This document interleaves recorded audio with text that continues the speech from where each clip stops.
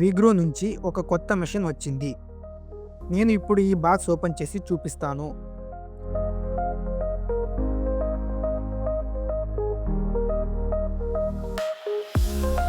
దీని లోపల 4 స్క్రూ, 2 రేల్, ఒక సీడర్ మెషిన్ ఉంటుంది. దీనిని ఎలా ఫిట్ చేయాలో చూపిస్తాను.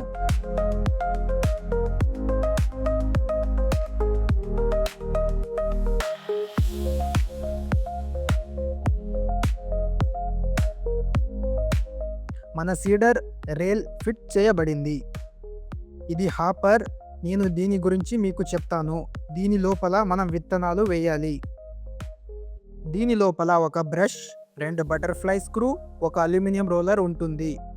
ఈ అల్యూమినియం రోలర్ గ్యాప్ నుంచి విత్తనాలు సులువుగా పడతాయి. ఈ బటర్ఫ్లై స్క్రూ మీకు కావాల్సిన లాగా అడ్జస్ట్ చేసుకోవచ్చు.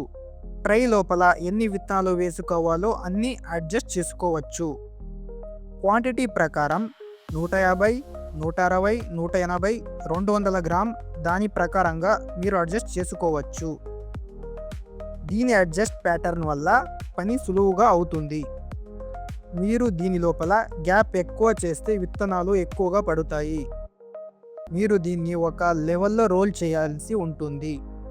ఇక్కడ చూడండి ఇలా.